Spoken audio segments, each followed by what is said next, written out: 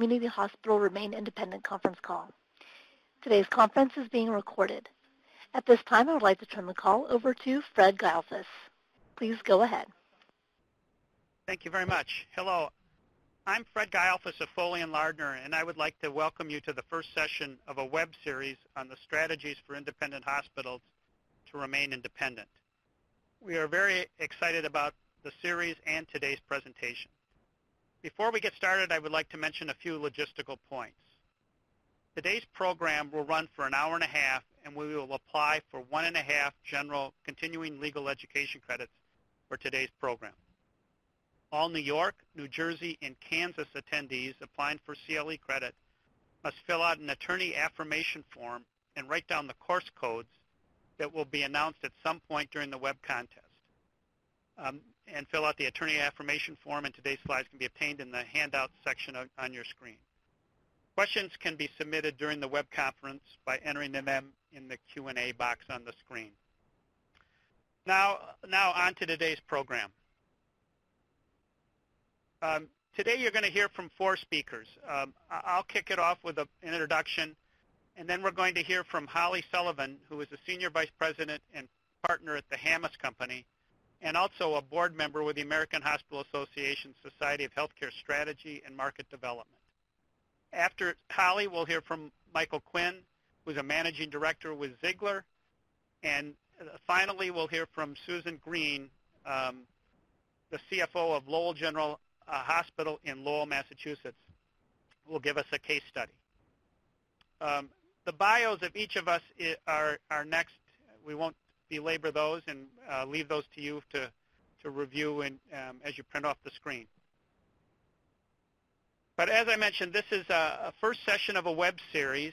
The next session will be held on May 8th and will focus on payer contracting strategies as a way to maintain independence.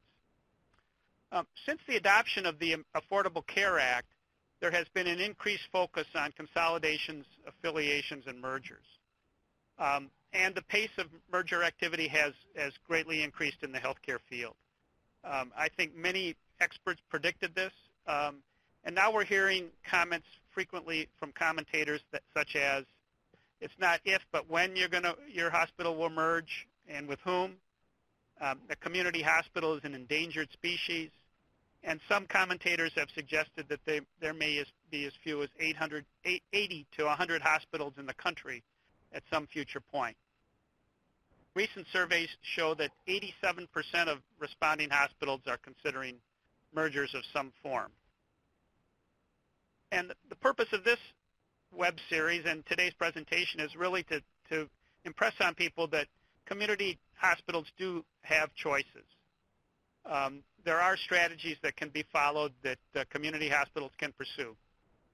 Today we're going to focus on the issues hospital boards should consider as merger issues arise, some background data on merger activity, how to assess whether your hospital has the attributes to be successful as an independent hospital, and what tools can assist in decision making.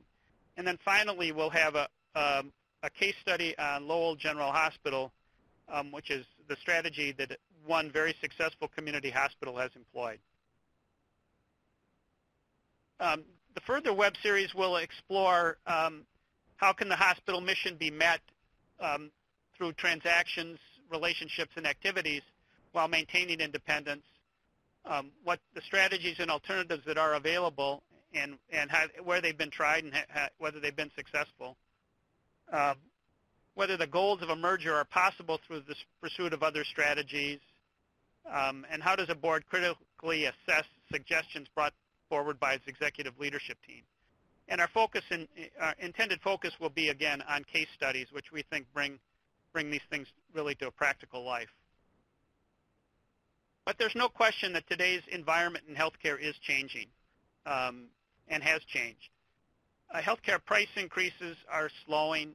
I actually saw a statistic recently that healthcare has declined as a percentage of GDP, which 5 years ago nobody would have thought possible. Businesses are demanding cost reductions, and I think there's a general widely held belief that the cost increases we've seen from hospitals over the years are just not sustainable. they've affected competitiveness of U.S. industries.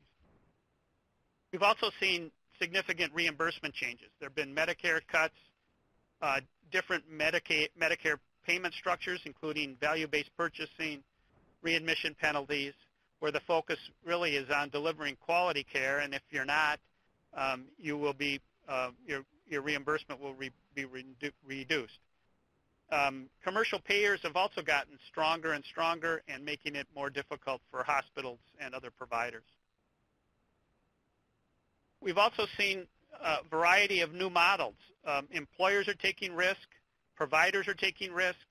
We've seen accountable care structures in both public and private marketplaces where population health is important and where the focus is on restraining price increases.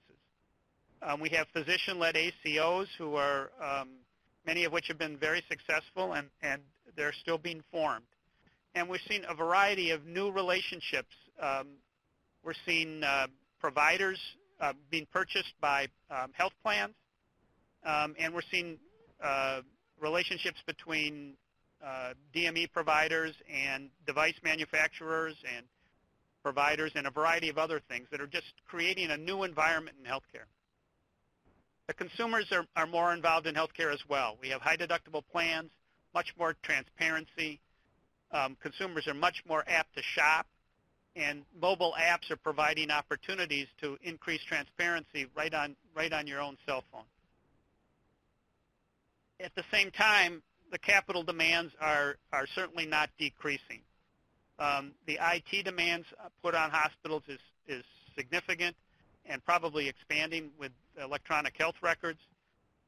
Medical equipment is always in demand, and new facilities, replacement facilities, and new facilities are continue to be required. There's an increased focus on quality, both from public payers and private commercial payers. Compliance remains a big risk. We've seen one hospital system get hit with a $238 million penalty. So the compliance issues are front and center in providers' minds. Capital access is more challenged, and the cost of employing physicians is not going down. It's significant. So it's a tough environment for providers. Now, mergers may be an easy answer to some of these challenges. And certainly the purpose of this web series is not to suggest that mergers may not be the right answer for your hospital. But they're not. But we do think they're not the only thing to consider. Mergers do address the environment that we see. It's hard to argue that increased scale and economies of scale are not clear benefits. Size allows for, and size and scale allow for better care coordination and population health. There's an ability to share resources, share a purchasing function, share a compliance function. Over time, we've seen mergers also serve to lock in referral streams. You buy a clinic, and they become beholden to the owning hospital. We also see better capital access with scale frequently. And mergers can increase market share, and I think market share is going to be key in no matter what the regulatory environment facing hospitals is. And they also, scale and mergers also balance the strength of the managed care plans. But again, the purpose of this is to suggest that merger may not be the only answer. Immediate or short-term issues may be, merger addresses immediate or short-term issues with a permanent solution. And not all mergers have delivered as expected. The acquirer's capabilities may not match the expectation. There may be a subsequent acquisition that changes the ownership so that who you thought you were being bought by isn't the same entity anymore. Cultural fits are very significant, and there can be some cultural misfits in mergers. And there always are surprises. All of a sudden, you join a system, and you learn that all the other subsidiaries in the system also have similar capital needs and demands, and you're in a long line for your capital to be met. And they may have a different perspective and mission, that your mission, which is front and center in your mind of your hospital, may not be front and center of the mind of a larger organization. Independence may be the best way to ensure that your mission is fulfilled. At the same time, we also have a new antitrust enforcement that is increasingly showing that mergers are not automatic. Antitrust regulators are becoming more aggressive. They've had much more success in the last 5 to 7 to 10 years than they did in the 10 years before that. And the regulators are increasingly skeptical of the claims of pro-competitive output from a merger. We're also seeing vertical arrangements challenged. In Idaho, we had a hospital acquiring a large physician group, and that was challenged by the FTC, and last report is not going through. And we're seeing challenges after the fact, where after mergers are concluded, the government can come in, and also private parties are coming in to effectively seek damages for violation of the antitrust law. So, what strategies are available, and what is the board's role? A board of a nonprofit hospital, a community nonprofit hospital, really is charged with fulfilling the mission of the hospital. Independence gives that board control over how that mission is fulfilled. Now, external factors may affect whether that mission can be fulfilled, but it's still, the board has this responsibility to choose a course and lay out a course that's going to be best to fulfill that mission. As mentioned before, market share is going to be important in any environment, and whether it's through a merger or through other mechanisms. If you can develop market share or hold a prominent market share position, you can do well. We've seen hospitals developing centers of excellence as one method to distinguish themselves and ensure that there is a ready market for their services. We've also managed service and management services and lease departments. As mentioned before, we've seen a variety of new partnerships with insurers for payer strategies, alliances between independent hospitals, alliances with academic hospitals and tertiary hospitals, alliances between providers and device manufacturers. And a lot of focus has been on clinical integration in organizations and ACO participation, where you can deliver population health by combining or partnering with facilities and other providers that can fill out your network and expand your network into neighboring communities where you can provide great service for employers. Private equity has also jumped into the healthcare field much more dramatically than they had previously, and there may be possibility for some private equity ventures on a portion of your business or even and even more broadly in your business. And we've also seen a variety of contracting strategies. New narrow networks, branded and value networks are being created. They have lots of legal challenges, but there are ways through the legal hurdles, and we're seeing those. We've also seen collaborative physician structures, such as co-management agreements and other ones that have come into play. And one strategy is become an acquirer, combine with some other small community hospitals to create a community hospital base. These are all strategies that we've experienced in the last few years, and we'll learn about as the series progresses. There's also a much more dramatic review of operations to achieve savings and provide better service. Big efforts to reduce readmissions, and there's been follow-up arrangements for post-discharge arrangements. Aware of one hospital that was providing food to patients in the 30 days post-discharge to ensure nutrition, which they thought would have an impact on readmissions. We're also getting much better quality data and optimizing quality as a way to distinguish your hospital is increasingly important. A lot of hospitals are focusing on logistics improvements that can bring down costs, just-in-time inventory delivery, combining with logistics companies and transportation companies that can really help you manage your supply chain can be very important. And improved purchasing. We saw Phillips and Georgia Regions Hospital combine for a long-term purchasing agreement, which reportedly has some shared risk in it. And we're seeing payer partnerships with drug companies and other ones that are creating different arrangements in an attempt to really control costs and savings. And we're also seeing enhanced patient experiences. A variety of mobile apps and developments along those lines have really created a better patient experience that distinguishes your hospital. We've seen some improved facility designs which can enhance that experience as well. And there are creative capital access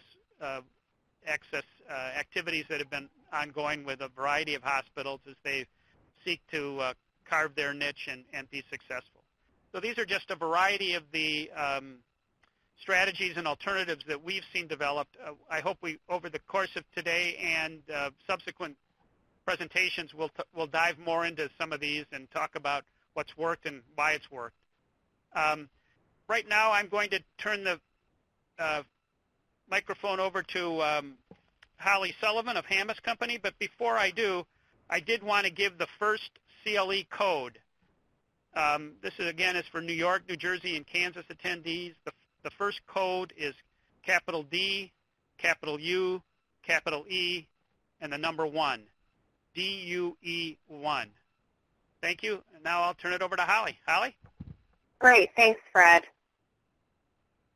So, as Fred also mentioned, today's healthcare environment is a challenging one, as if you need to be told twice. Whether you're an independent community provider or a large system spread across multiple states. And of course, there's healthcare reform, but on top of that is slow reimbursement growth, a transition to risk-based contracting, shifting patient demographics, and other challenges which are frankly magnified for community hospitals. We're also seeing an increasingly competitive marketplace with new competitors such as Walgreens and Target that offer a very appealing model, including price advantages. So we see patients directing their care differently than in the past, with much more of an eye toward price and convenience. So our traditional volume patterns are becoming less predictable. And for independent community providers, there is even more pressure, including capital-intensive investment mandates, such as meaningful use, ICD-10, and building a robust care management infrastructure in response to reform, which does not necessarily scale nicely with the size of a smaller organization, as well as challenges around contract negotiation, payers and suppliers, access to capital, physician recruitment. The list goes on, just to name a few. So as a result, we continue to see the acquisition of independent community hospitals by larger regional and national health systems. You can see the trend from the chart, which I obtained from the American Hospital Association. System-affiliated hospitals outnumber those that remain independent. The last data point they offered was the end of 2011, which indicated that 61% of community hospitals are part of a broader system, and that number is growing. You can see from the chart that the trend line goes up from 99 to 2005, 2011, but it's also getting steeper. So community hospitals are being merged into systems at a quicker pace.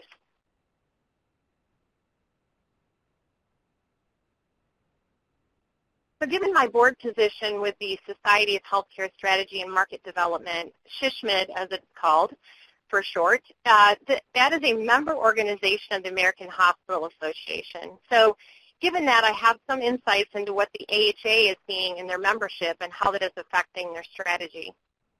Currently, a majority of the AHA member hospitals are system affiliated according to our membership data. And there's a significant trend toward more system-affiliated hospitals and fewer freestanding community hospitals in the AHA membership ranks. So the AHA has certainly recognized this shift in its membership composition and is working to redefine itself and its offerings. To even question the H in AHA, given the new players in the marketplace, to focus on the broader continuum of care and system membership. Really trying to define where all this is going and how does the AHA remain relevant to those it serves is a very important question that's currently being addressed.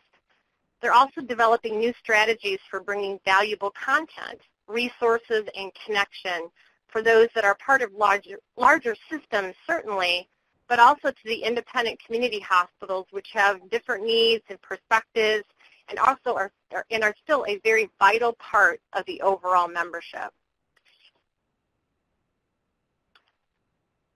So specific to SHSMD, and again, we're a membership group of the AHA, and an organization of healthcare strategists is how I would define it.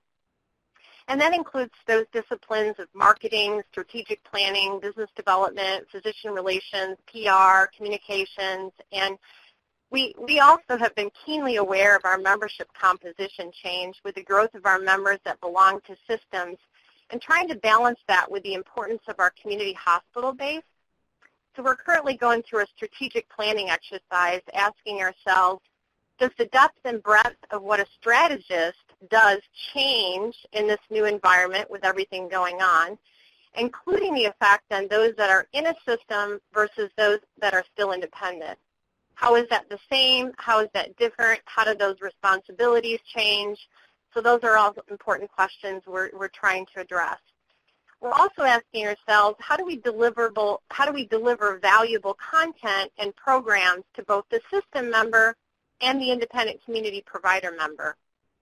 As some of these needs and perspectives are the same, but they're also there's many differences, and we're asking questions about that include things about pricing and how that might be different given these shifts for our membership, and how do we remain relevant and ensure our long-term stability with a changing membership and our changing needs.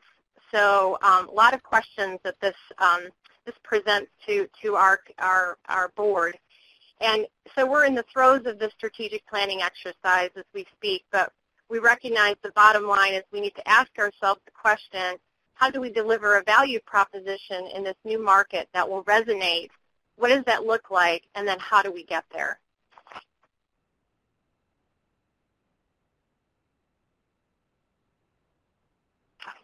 So as Fred mentioned, there is a lot of merger activity out there, but we know that bigger is not always necessarily better. And there are challenges, including antitrust cases, which Fred mentioned, hospitals attempting to join forces in a market, and concerns are raised about limiting competition too severely and thus resulting in higher prices, which stopped a number of these transactions from happening. There are also other issues that include the bureaucracy of a larger organization and the difficulty to get through all the red tape to get things done. Larger organizations have a difficult time proactively and dynamically responding to the market, and thus speed and agility to rapidly respond to market conditions is limited. And lastly, while there's usually a well-developed plan for managing the financial and operational aspects of a merger, they track results closely and they hold executives accountable for hitting their targets on schedule. But integrating disparate cultures, by contrast, typically seems soft, both difficult to measure and almost impossible to manage directly.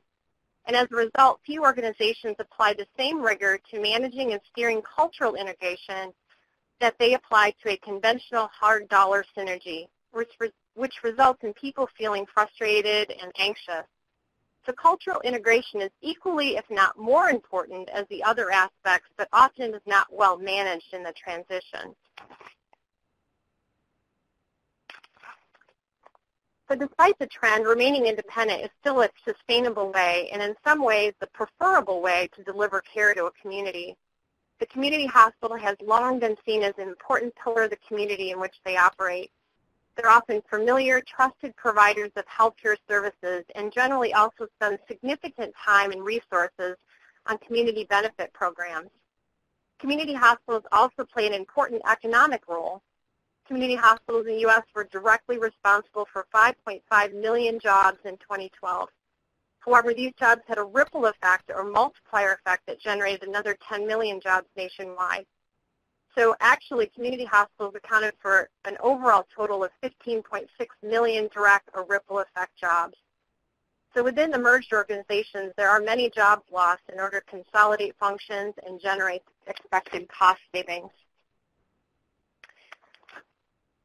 Community hospitals can be very successful as independent entities with the right care management for the patient populations they serve, which includes a comprehensive network and a geographic reach that can provide coordination across the care continuum. The bottom line, though, is that independence is definitely possible, but isolationism is not. Community hospitals should consider a range of partnerships and affiliation opportunities to be able to deliver care as part of a broader delivery network that offers the appropriate value proposition to continue their relevance and support long-term growth. And now we'll pass it over to Mike, who will elaborate further on these points. Mike Quinn from ZIEGLER. Great. Thank you, Holly. And glad to be with you all. Good morning or good afternoon, depending on your geography. Happy Tax Day. It is sufficiently dreary here as I look out my window in New York. You know, in hearing Fred and Holly's comments and some of the statistics that they cited, including Holly's thoughts and statistics on the amount of hospitals that are now part of the system, the fact that Fred cited 87% of existing hospitals are considering some form of merger activity. I think sometimes maybe I'm wrong. Maybe the so-called experts are right, and there will be 80 to 100 health systems nationwide. I really do not believe that, and quite frankly, to quote from to steal from and badly paraphrase a famous American author, I think the death of community hospitals in the United States is greatly exaggerated. ZIEGLER had the distinct pleasure of sponsoring an HFMA conference last week in Chicago that focused on the middle markets audience. And I was pleased that 3 of my clients did participate and present their very unique stories. And going into the conference, I thought, you know, I do think these 3 providers are certainly, while different, really do epitomize what a community-based provider needs to look like to be viable in 2014 and beyond. But let's go in with an open mind and ask yourself this question, which you always ask their management teams and boards to consider. Is their mission and vision best satisfied as an independent, or do they need a partner? The 3 providers, very, very different, as I had mentioned. One of them will speak today, Lowell General Hospital in Massachusetts. As all of you know, Massachusetts in some respects is way ahead of the curve in terms of healthcare reform. They did go universal healthcare by state mandate in 2006. As a result, they've done some things that are very interesting, and I'll let Susan speak to them because she can do a far better job. But I'll just mention a few. One, they've had a very successful risk-based arrangement with their largest payer for several years, contributing to quality and profitability, and she can speak to that. Lowell General is under $500 million in net patient revenue, and that may surprise some that a community-based provider could do that. Lowell General has also acquired its struggling competitor to consolidate the market, going from 40 to 60% market share, dilutive to the financial position, but clearly long-term additive and supportive of their ability to maintain their independence. Not only did they do that, they've integrated that organization very successfully.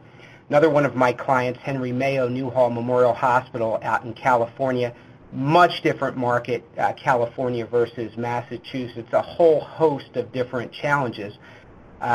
You know, their payer strategy is much different and appropriately so.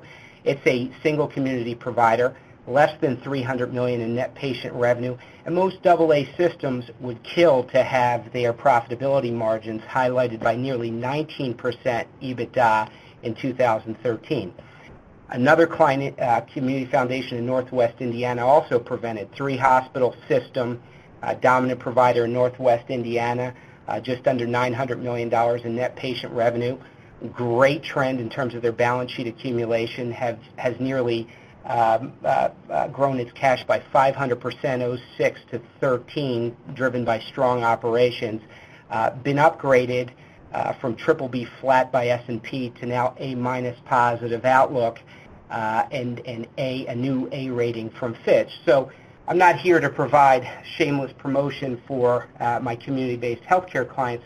I just wanted to mention that yes, there is a significant amount of headwinds in the current marketplace, but community-based providers that look much different are able to and will continue to be able to, and we'll talk about some of the strategies going forward, maintain not only their viability, but will flourish in 2014 and beyond. One of the takeaways that I really got was because healthcare delivery is so local, and because one physician integration strategy or one managed care contracting strategy might be appropriate in one market, doesn't mean it's appropriate in another. And you need to ask yourself this logical question: can a multi-state health provider who's headquartered 3 states away truly understand what is going on intimately in a market? And are they more like the Titanic and slower to respond to the dynamic change because of their size, or are they able to respond quicker? And so we'll talk about some of those considerations here as we go forward. You know, here are the trends really leading the increased frequency of strategy discussions. I will tell you, from my perspective, 4 out of the 5 are really reality. I would submit to you that access to capital is really a perception issue. As we have found, access to capital has been very attractive and appropriately priced from our borrowers' perspective, and we'll talk about that here as we move forward. You know, here are some of the trends that are well known to us all. I'll jump to the conclusion here. Clearly, there is growing pressure on bottom lines. You know, I have problems with some of the approaches that the rating agency personnel take. I think they are too size biased, generally speaking. I think they have it absolutely right in terms of putting the not-for-profit healthcare sector outlook at negative. All 3 agencies have that view. There are a variety of operational headwinds that are impacting healthcare in some respects. I think when we get to the end of 2014, we're going to look back and we're going to see that profitability looks a lot like it did immediately post-BBA 97. I think it's going to be a very difficult environment. It's going to filter through to profitability. And, you know, if anything, I think the rating agencies are you know, even though they're citing the same trends, I think they underestimate how that will flow through to hospital P&L. We've talked about, and I heard others talk about different business models. I won't belabor that point. One of the things that's clear to all of us, but isn't talked about as much as I think it should be, is the demographics here. Clearly, in virtually every hospital market, we have a population that's aging in place, i.e., growth in the plus 65 age cohort or Medicare reimbursed business. That situation where every provider is basically a price taker for governmental reimbursement, it becomes more challenging because on the governmental reimbursement side, we really see it as death by 1,000 cuts. The government has looked at many different ways to take revenue away from providers. We are seeing market basket updates that are significantly lower than their historical averages. Everybody's very familiar with RAC audits, the 2 midnight rule, the decline that is just starting in disproportionate share revenue. You know, on the flip side, when we look at insurance reimbursed business, we are starting to see this become more of a consumer-driven healthcare environment. You know, consumers really are able to get data on quality that they've never been able to get in terms of metrics, reviews via the internet, and so that is starting to really influence healthcare decisions.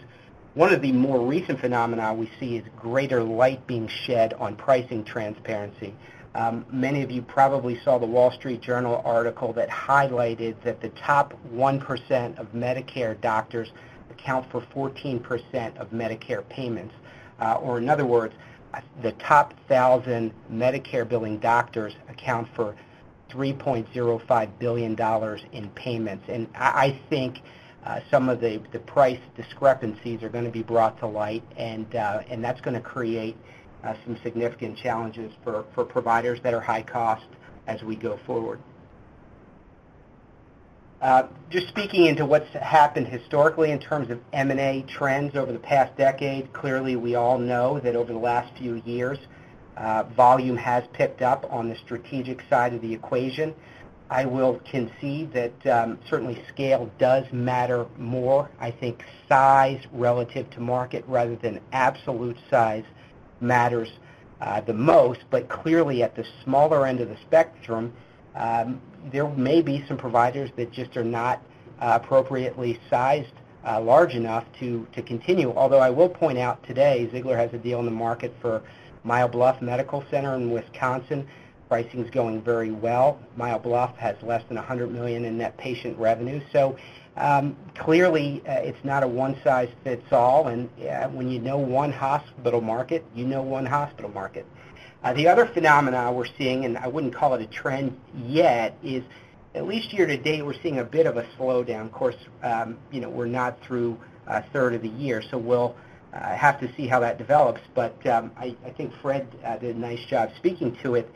In one respect, the federal government, at least most impression of what they're doing with the ACA, is to create an environment where consolidation makes sense. Somebody needs to tell the FTC and the Department of Justice, because we've seen them be emboldened and really aggressively go after some of the announced transactions on an antitrust basis. And now certainty of close becomes significantly less in terms of probability. I think providers may be slowing down because certainly there is significant time and expense associated with an M&A transaction. I think I briefly spoke to this, but in our view, with respect to capital access, perception may differ from reality for most. And one of the reasons that is, and I think it creates good background noise that we need to put aside, is the interest rate environment has been very volatile from 2008 to the current time period. And one of the things we've seen is, at least in the tax-exempt bond market, a real decoupling of the very strong correlation with the movement in Treasury prices. The tax-exempt bond market really has become a supply and demand market. When supply is anemic, like it has been year-to-date 2014, we've seen rates move down. In 2012, where we saw in 47 out of 52 weeks net fund inflows on the demand side, rates moved down very sharply and hit the muni benchmark 30-year MMD hit its all-time low in December of 2012 at 250. Rates have lurched higher since then. Chairman Bernanke made his infamous Fed tapering comments around this time last year. Fortunately, and Susan will speak to this, Lowell General closed their bond deal right before that and got the benefit of a very low cost of capital. But rates are moved up more than 100 basis points higher. MMD at the close of last week was 352. But when you look at that, even though it's higher, when you look at long-term averages, 475, for example, for the 20-year average, still a very attractive environment to source capital. Healthcare credit spreads are depicted in the right quartile of this chart, and really the story there, and credit spreads are the risk premium in basis points over the MMD benchmark at different rating categories investors demand from healthcare providers. And what we've seen is, let's take BBB spreads to MMD, which are depicted in green. Those were significantly wide all throughout the onset of the financial crisis in 2008 and really continued into 2011. We've seen them come down very sharply. And so, in today's market, we have MMD that's roughly 350, a good BBB provider that can tell its credit story efficiently. Borrows at no more than 150 basis points over that 352. So I think the perception here is very different from reality. The other point I'll leave you with respect to capital is source it where it's most advantageous for you as the borrowing client, not your investment bank. There's a very active direct placement market, both banks and non-bank finance companies. There are some risks associated with that sort of capital, but when those supply-demand dynamics move against borrowers in the tax-exempt bond market, perhaps a good time to consider an alternative capital source, and we've done that with good effect for our borrowing clients. Spoke to credit weighting factors versus the agencies. One of the things I'll applaud the agencies for is they've become increasingly more transparent in terms of what drives their rating. S&P has asked for comments to their standalone hospital methodology. I really applaud them for their transparency. They are considering those comments now, and will roll out a new methodology later on in the year. One thing I can tell you, and I've thought this before I began in investment banking 5 years ago, I spent 10 years on the credit enhancement side. I think they are overly biased in two respects. One, to size. Bigger is not always better. And secondly, balance sheet over income statement. I can tell you my takeaway from the financial crisis with respect to balance sheet was this. For a long-dated obligation, and many healthcare borrowers go out 20 and 30 years on their debt, the absolute key to satisfying your ongoing debt service, and that's what a rating measures, is your ability to generate operating cash flow and earnings. If financial crisis taught me anything, its balance sheet strength is fleeting. Just because you have good cash to debt, days cash on hand, debt to capitalization, doesn't mean you're a great credit risk. With respect to their bias towards size, I would submit to you that scale is absolutely more important in the current environment. Let's talk about two factors. One, physician integration. There's an overwhelming preference for physicians to be employed.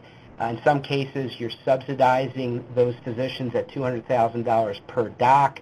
If you have an income statement that's a certain size, you may not be able to afford that, for example.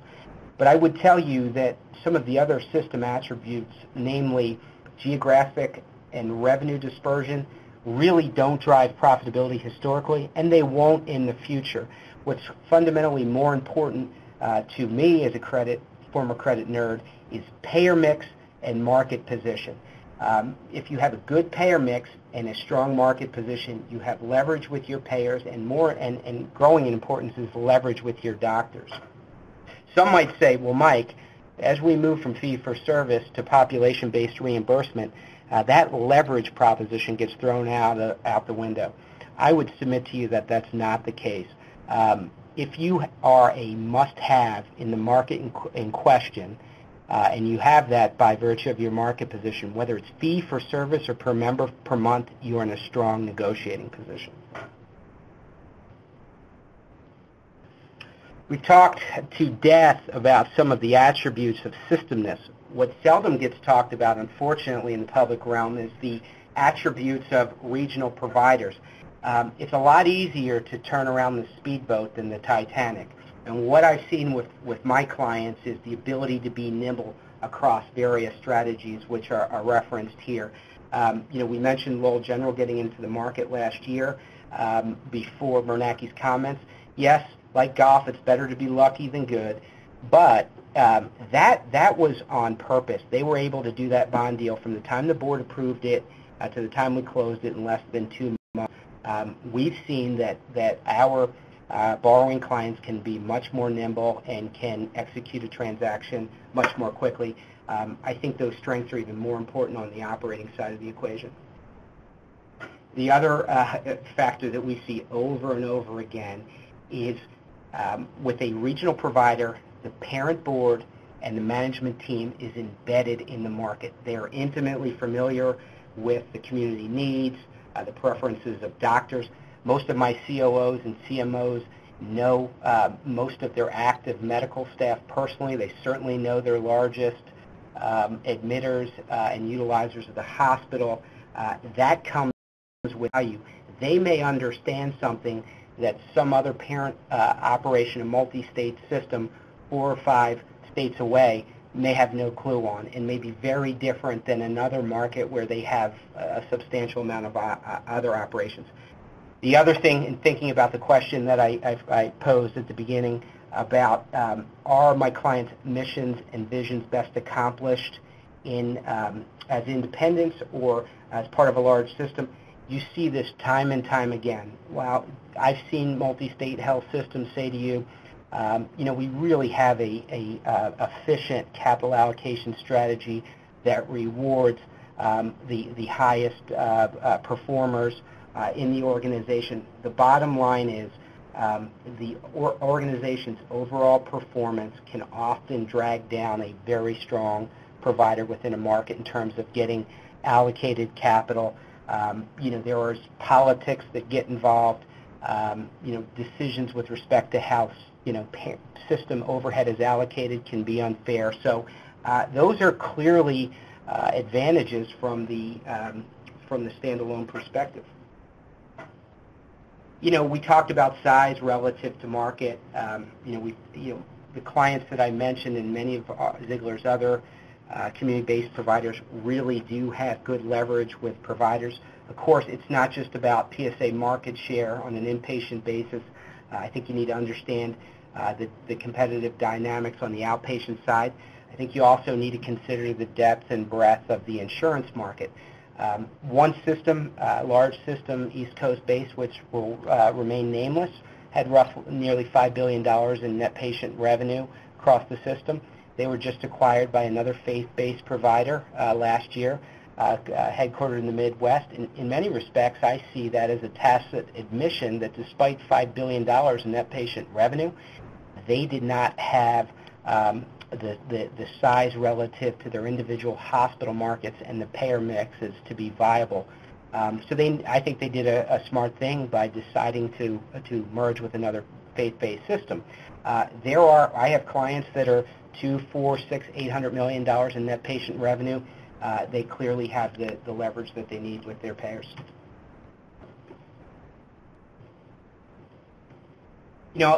With respect to this question, I think it makes sense for management to continually assess, do we have the attributes to maintain our independence? There are, as Fred mentioned, and I think this will be covered in another series, there are some combinations short of a full asset merger that could make sense. Joint ventures could be appropriate for some. Short of formal financial relationship, clinical affiliations can make sense as a first step as well. We constantly advise our clients to maintain good oversight of the competitive landscape and look at and pay special attention to in-market affiliations that could grant them better essentiality to their individual market. Where we see perhaps as having the most value are underperforming providers. In some respects, you can identify those by looking at very good market positions, good payer mixes. Maybe they don't look so great in some of their measures like average length of stay or FTEs per adjusted occupied bed. The conclusion is, yes, they should be doing better, but they're not. I think those create some very good in-market combination possibilities and represent the hidden value, and we advise our clients to look very closely at those possible combinations. So what should a provider do in terms of assessing their ability to maintain independence? Well, obviously, I think regular dialogue is important. You've got to engage your key constituencies. You've got to have open and honest dialogue with the board. We've seen our clients do that over and over again. We've seen some of their board retreats be fairly interesting. We've also seen engagement with physicians be interesting, and there's a lot of noise that comes with that. But in many respects, physicians really are the contributors to hospital utilization, and they have an important voice and are on the front line. So we definitely encourage that with our provider clients. We think there are some questions, self-assessment questions that make sense. We've talked to death about the need for leverage. Are you a must-have in the market in question? You need to consistently ask yourself that question. Obviously, governmental reimbursement rate pressure is exacerbated by the growth of governmental reimbursement in most markets. We would point out, and we see this all the time, having good leverage with payers and using it appropriately aren't the same thing. So you need to ask yourself that question: are we using our leverage appropriately? Question 2, am I positioned to grow my delivery model? It's a tough situation. The bottom line is the pie is getting smaller. The utilization trends, specifically on the inpatient side and for some of the profitable elective procedures, have a multi-year downtrend. And so in some respects, it is a zero-sum game. I've got to take market position from my competitors to really grow my top line and maintain the margins that I need to reinvest in my business and maintain sufficient balance sheet strength to ensure capital access. With respect to physician integration, again, we've seen this overwhelming preference for young doctors to be employed. In some respects, I think there are constituencies out there that overvalue employment because, in their view, it ensures referral patterns to the hospital. I think a lot of the community hospitals that have a lot of their admissions present through the ED or by virtue of a dominant market position don't need to employ. Away from the subsidies we talked about, the other issue is, do you really want to put governmental reimbursement risk on your books in the form of Medicare Part B? We've seen what's happened with the sustainable growth rate formula that's used to calculate that. There's been stopgap measures, but clearly that creates some risk going forward. Information technology. Without the carrot of meaningful use grants and the penalty of meaningful use penalties, in order to ensure a metric-driven culture of accountability, you need to invest more in IT. Some providers just aren't big enough, quite frankly, to afford that and be able to afford their other capital needs and grow their balance sheet. That is an important consideration. We've seen our clients, I mentioned 3, Lowell General, Henry Mayo, and Community Foundation. They've all appropriately applied information technology across their systems, and that has really ensured a metric-driven culture of accountability. It doesn't just stop there. The bottom line is having that data and using it to have hard conversations, specifically with the physicians, are, again, 2 different things. All 3 clients do a great job there. Looming threats can change your view on whether or not you can maintain independence. You need to understand the market for competition. You might beat one of your main competitors' brains out. That creates opportunity for a larger player to come in and to change the competitive dynamic. Obviously, the dynamic on the physician side is important in most markets, some markets less than others. The other thing we're seeing in a lot of rural areas, it's unfortunate, is a lot of depopulation in some markets and some adverse shift in payer mix because of that, because of Medicaid expansion, et cetera. And that could conceivably, in some situations, make you need a larger partner to be viable. I think this is going to become increasingly more important. I think, and this is somewhat provocative, within 5 to 7 years, we're still largely fee-for-service. ACA, game changer. It's really about coverage and access expansion. Value-based purchasing doesn't put a lot of your Medicare reimbursement at risk. There's a lot of talk about population-based reimbursement. Some markets, like Susan's, are ahead of others. But again, I think most markets are predominantly fee-for-service 5 to 7 years from now. But clearly, you are going to need more access to the full continuum. You don't need to own it, but in order to manage things like average length of stay and your staffing ratios, you are going to need to be able to offload patients into the most appropriate settings. Talent pool is obviously people can and do matter. I bank mostly regional providers.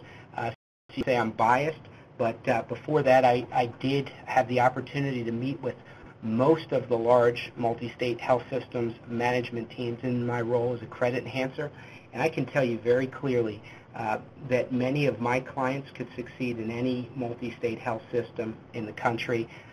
but clearly the depth and degree of talent is a very important self-assessment question that needs to be considered. So in conclusion, I do think community providers are viable in 14 and beyond. I'm a man of somewhat limited intelligence. If I am wrong, I don't think you do yourself any disservice by increasing your essentiality to your individual market. I think you'll negotiate an affiliation from a position of strength if you're able to do that. And with that, I will turn it over to Susan, who will give us a real-world example. Great. Thank you, Mike. Well, good afternoon, everyone. My name is Susan Green from Lowell General Hospital in just 35 miles north of Boston. And so we're going from the bigger picture to an example of a community hospital. And if anyone read the Boston Globe today, you'll see that we have made a pretty big announcement. And I'll talk about that at the end as we walk through sort of who we are so I can set a context for you. So just talk a little bit about our history, mission, our market position, the fact that we had embarked in 2010 on a significant power expansion on the main campus, and we were nearing the end of that when we had to quickly acquire all the assets of our competing organization after about 150 years of competition between the two organizations. Lowell started with 3 hospitals 20 years ago, went to 2, and now is 1 large community hospital in Massachusetts.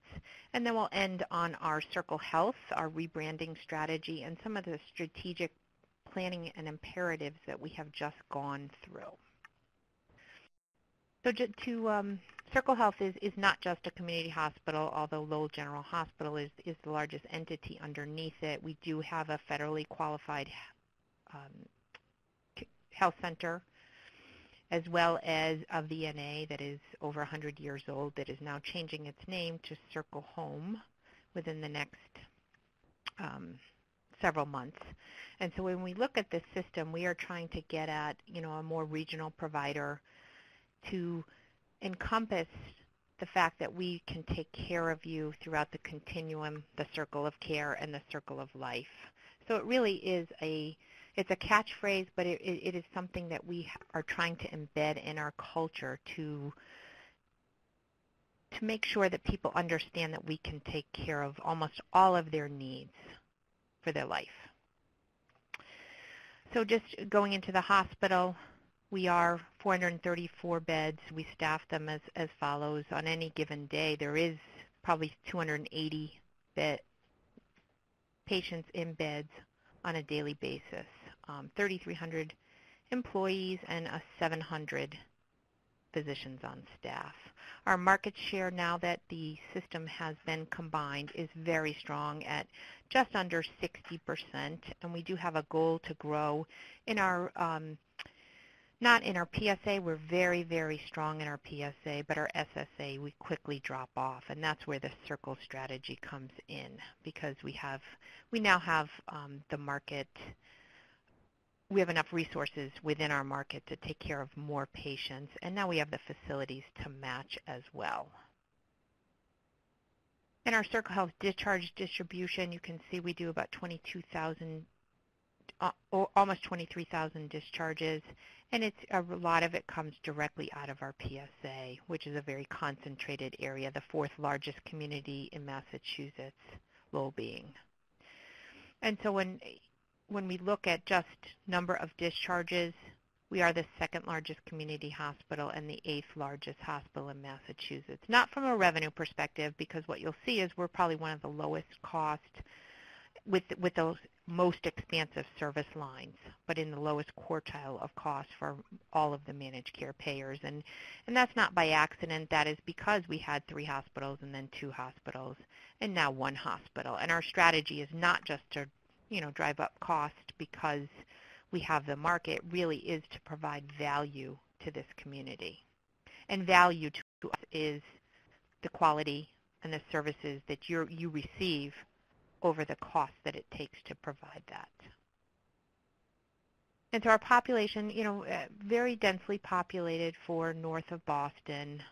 PSA has just under 300,000, and then the SSA has over 300,000. So it's a very strong market for us, and we need to grow into those secondary service areas.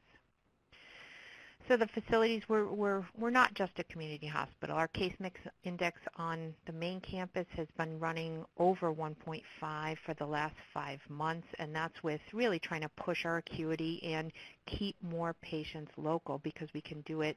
People don't have to leave and go 35 miles into Boston, and we now have those facilities. So we have spent about $186 million over the last 7 years between both campuses, but mostly on the main campus. So we have full comprehensive cancer care right on the campus, separate building, very ambulatory. A heart and vascular center, we're putting our third cath lab in. Regional maternal child health, we have arrangements with Tufts Medical Center to provide neonatology services, pediatric services, ICU services, and then, or intensivist, I should say, and then specialty clinics on the outpatient side for pediatrics. And then we're a level 3 trauma center, weight management and bariatric service. We've really developed that with an outpatient center that has all of the support, and we do about 465 bariatric surgeries a year. Health and wellness.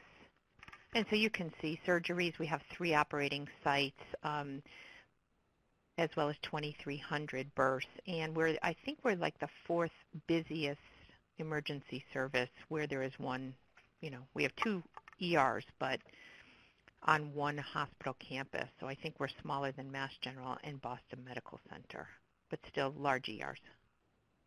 So the Legacy Project, first bed tower in the city of Lowell since 1973, and we really felt that it was a legacy to this community to be able to invest in healthcare for, generations to come. So we embarked upon the Legacy Project really in 2000. We started in 2007. 2008, the crisis hit. We had to take a step back. We had to hone our cost estimates. But as Mike said, timing is almost everything. Going to the markets, and when you're trying to embark on a significant construction project. So we went back into the construction market right when it was at rock bottom. So we did hit that timing extremely favorable. So when you look at this, we did about 200,000 square feet in this new building, and less than $400 a square foot. That is unheard of, in healthcare, but also when you match it towards some of the investments that are made in town. So we have 6 levels. So we start from the top, a brand new labor and delivery suite, an IMC floor, 30 private beds, med-surg. Most of that is just surgical cases or post-surgery cases, 30 beds there, and then a 50-bay ER, and then a brand new lobby, patient service center, outpatient services. We really aggregate and make the patient experience really efficient. If you're coming in for, just the high volume outpatient services, we can get you through the system a lot quicker in this new design. And then an OR surgical daycare and PACU. So we added 3 ORs to 10 ORs, making 13, and then a brand new surgical day and PACU for pre and post. So that's a little bit about our Legacy Project, and as I said, we were just about completing that when we determined that we would merge with our crosstown rivals that had tried to merge or affiliate with 2 other organizations that had failed, and really it was the best thing for the community that we came together. So at the center of this is our really strong physician-hospital relationship. We do have several referral sources, but the PHO is really our partners. We take risk with them. We contract directly with them. But we also serve a large Atrius group in Chelmsford. It's one of their largest Atrius groups in Chelmsford, Mass. And then the Merrimack Valley IPA is a Tufts NEQA pod. So we do service many physician arrangements, but our partners, we look at our partners as the PHO. All of our commercial contracts are under risk, and with the first one being Blue Cross Blue Shield, we did a 5-year deal that started in 2009, and we've just signed the second 5-year deal that started January 1st, 2014. We also participated in Medicare Shared Savings 3-year agreement.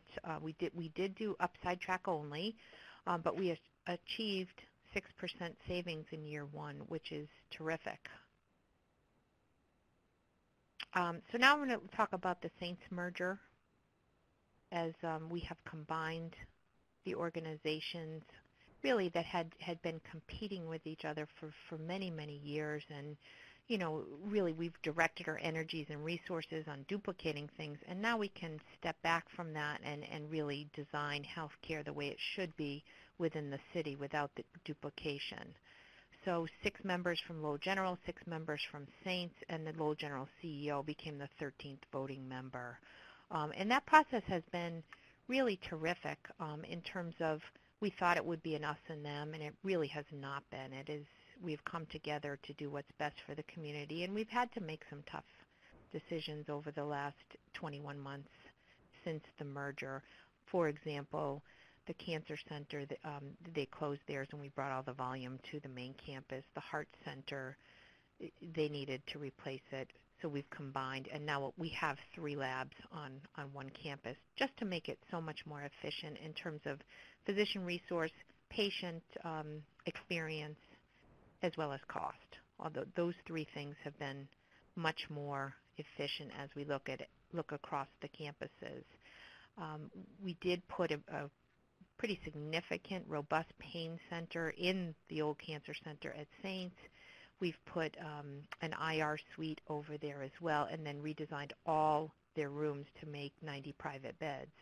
And for the most part, we sit around 65 to 75 patients on any one day over at that campus, but with the less acute services being 2.5 miles away from the main campus where there is more acute services. So I think our board, it is a unique structure. We thought initially it would be difficult, but it's really turned out to be, what was best for the community, and everyone is acting in the best interest of the organization and not campus specific.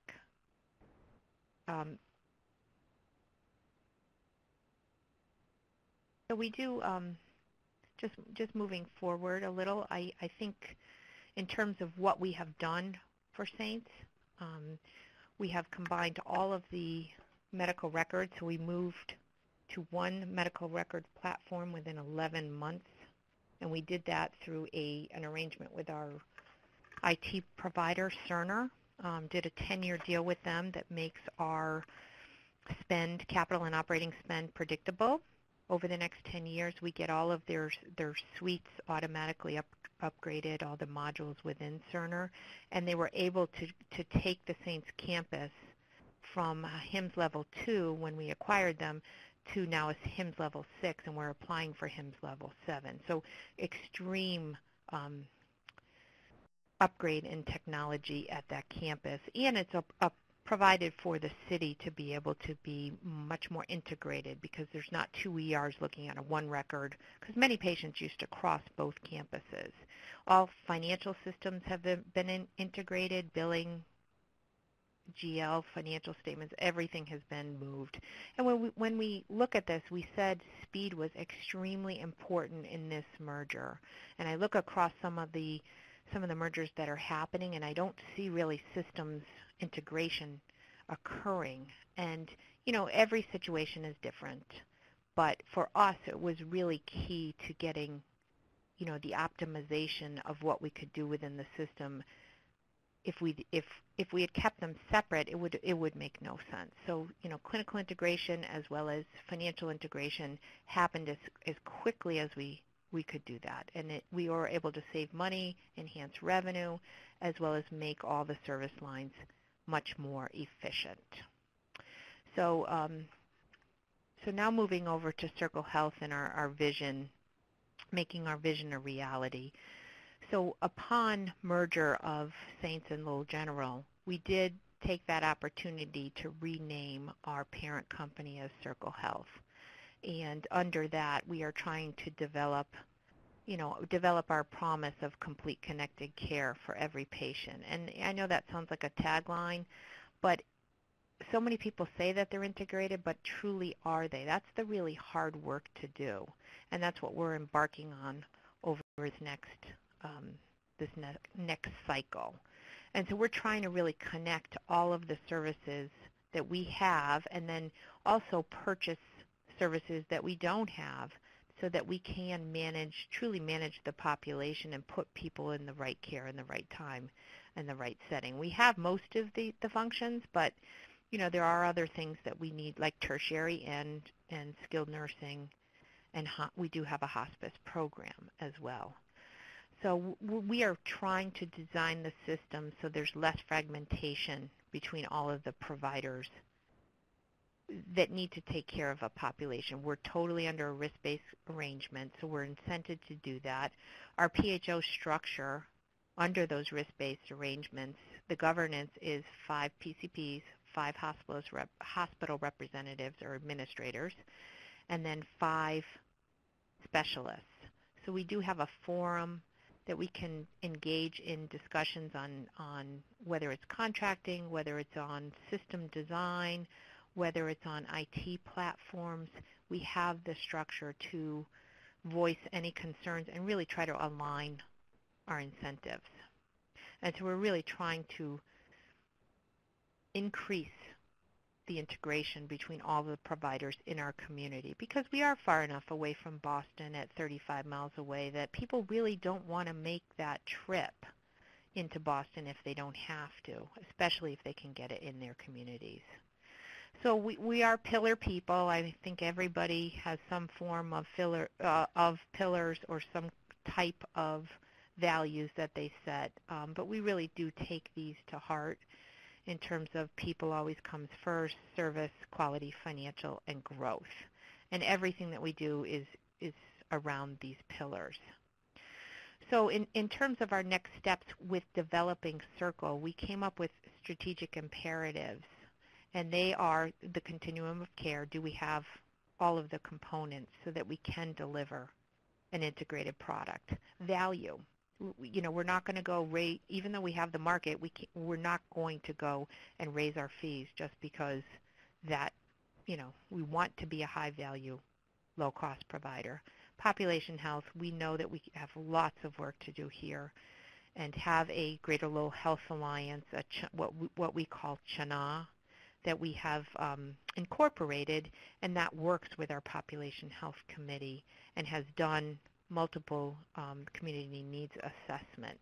And so that really is the tip of the iceberg. We have really tried to focus on population health. And physician alignment, this is a day by day, keeping the physicians engaged, keeping them sort of in the boat. We do believe we have the right ingredients in terms of our PHO structure, and we're pretty protective of it. We have been extremely successful in it, but it takes a lot of work on a daily basis. And then scale. I mean, we see scale is important to the market. We are seeing that S&P is potentially putting out some guidelines for standalone community hospitals. So we understand. We're not going to stick our head in the sand and say, we're going to stick up here in Lowell and not look outside of it. But we also know that we have some time to do that. So those are our imperatives and some key accomplishments. I talked about the service lines and the IT function, as well as, we did an inventory of what we need in terms of developing greater centers of excellence. And then everyone in the organization got complete connected care training on what their standards of behavior are and things of that nature. Under the value imperative, we have MHA, Mass Hospital Association, we've gone through the LEAN program. We've renewed all of our major contracts, with Blue Cross Blue Shield of Massachusetts being the largest one. So if next cycle, we call it AQC 2.0. But it's not all the financial arrangements. It really is the quality metrics that we have really performed well and have earned our place. So that's the value imperative. We can continue on those. S&P and Fitch were rated BBB+ for both and just was reaffirmed by Fitch over the last. So, I'm pretty proud of that given that we are 21 months post-merger and we have maintained our bond rating from really when we go back in 2010 before, pre-legacy, pre-borrowing the funds to put up the $110 million tower that we just did. And then the VNA and our Lowell Community Health Center has achieved Level 3 patient-centered medical home, as well as they have just embarked and decided to participate in the Medicaid primary care payment reform, really taking risk or capitation for their Medicaid patients in a community hospital or community health center setting. And then population health, lots we've done in this in terms of our community needs assessment. Our Lowell Community Health Center opened a 100,000 square foot state-of-the-art building back last December. So really the healthcare infrastructure in Lowell has had a significant investment. And, that's after 40 years of really not investing. So it was long overdue.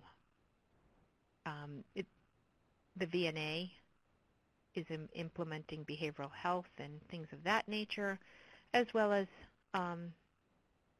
Circle Health, our Circle Health network for Blue Cross Blue Shield of Massachusetts. We've created a tiered program for our employees. So no copays if you have a PCP who is a Lowell General PHO, and then we have Circle Health affiliates.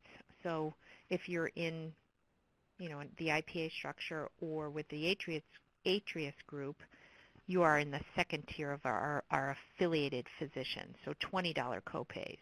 But if you're in any other physician organization within the state, you're what's called non-network, and there are $50 copays when you go to the doctor. So that has really incented and driven our employees to select either a PHO PCP or an affiliate of us so that we can really keep the employees local as well. And then in terms of physician alignment, we have a brand new chief medical officer just for Circle Health. We have been trying and working very collaboratively between the IPA and the PHO for the last 20 months. And then EMR optimization for the community physicians. And then in terms of scale imperative, we are expanding our services in North Andover as well as Circle Health in Westford will open in 2014. Again, those are our secondary service areas where we really need to expand our footprint under the Circle name. We did a marketing campaign to just have people be aware of what is Circle Health and what's going on up here in Lowell. And then I've already talked about the significant infrastructure, IT infrastructure at the Saints campus.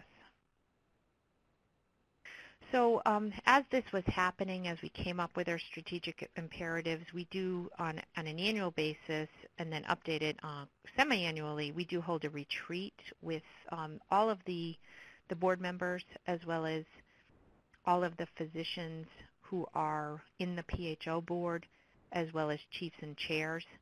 And then we also did invite the Merrimack Valley IPA to a strategic retreat.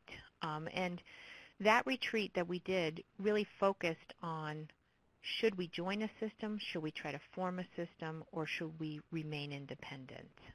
And so we decided from that process that we came out with some really no regret strategy. No matter what we do, these are some guiding principles that we would keep in mind. And the first one being hospitals and physicians, we have to do this together. Our board specifically said we need some significant local autonomy. We want to be in control of our destiny. We have to get scale and buying power. We know that. And we have to expand our breadth and scope of services for the continuum so that we can keep people here locally, and then improve our quality and efficiency at the same time, as well as pursue risk-based contracts. We truly believe that that is the right dynamic to push value based on outcomes and performance. And from that, we just, we came up with the former, the joiner, and the independent strategy, and we just came up with,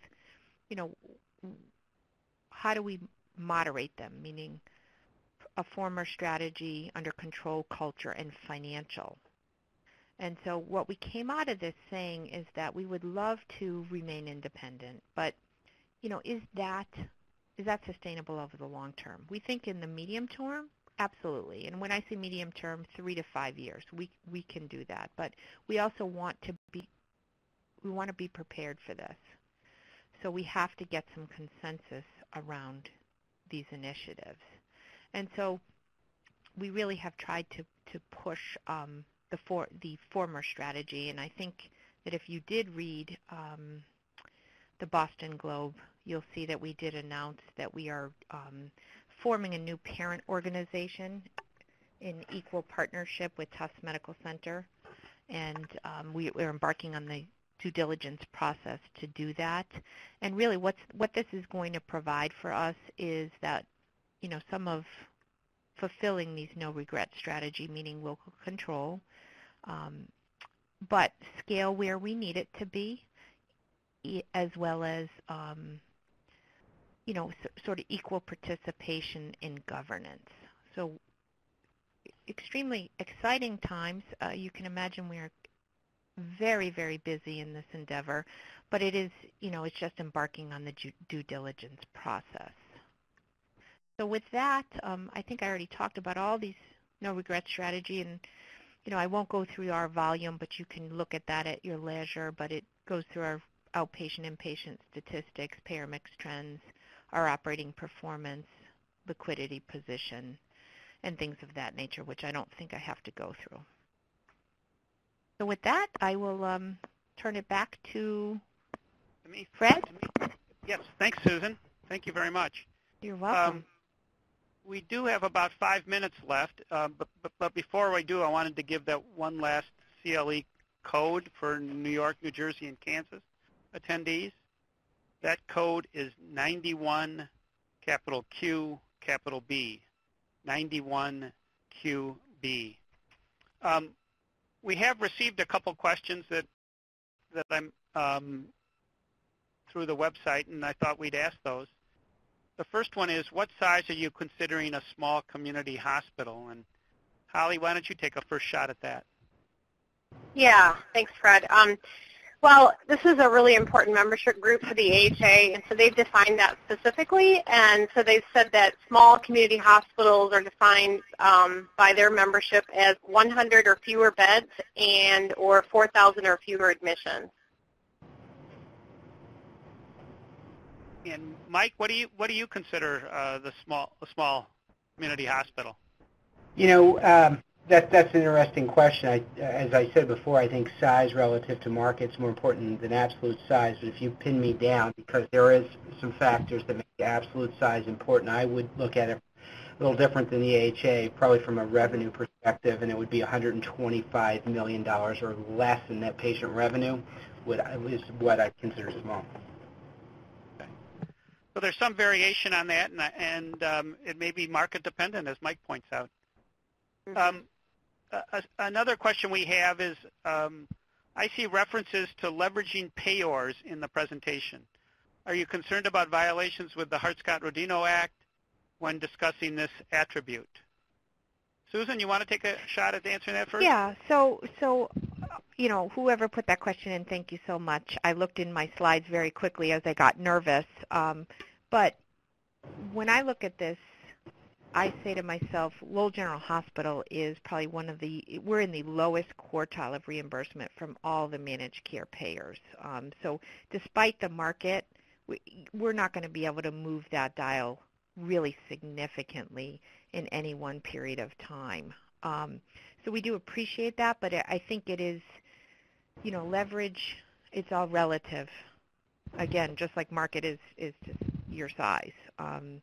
So I don't feel, I've never had any leverage, so to speak. I would love some, but in Massachusetts specifically, those days are gone. I mean, there is no appetite for any increases in any way, shape, or form. And unfortunately, what's happened with that is really the inequities in the market are really baked into the system. And that's too bad because, Chapter 224 caps the managed care rate increases to 3.6%.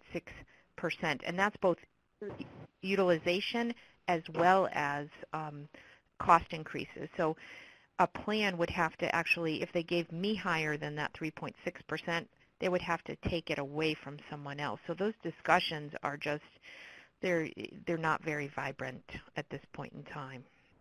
But there is, I think there has to be a reconciliation between some of the accountable care organizations and the way we want to structure things and the whole antitrust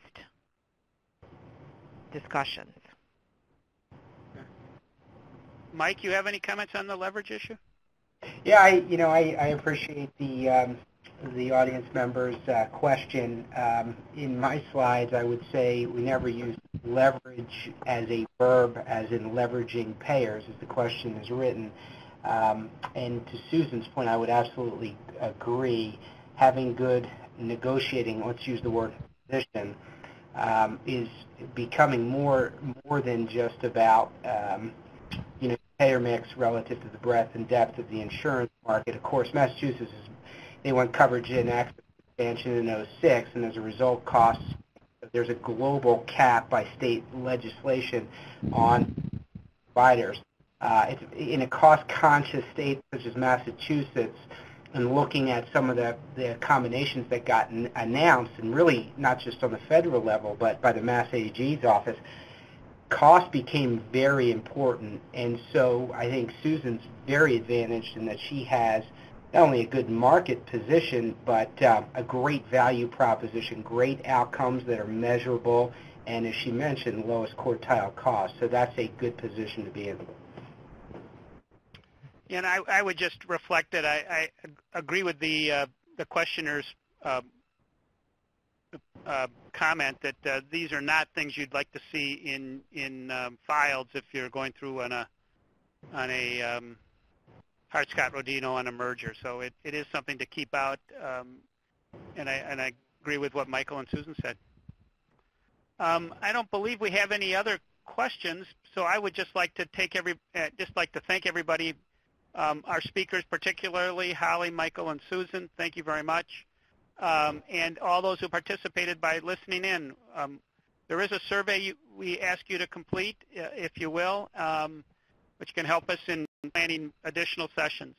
So again, thank you very much, and our presentation is over. Thanks.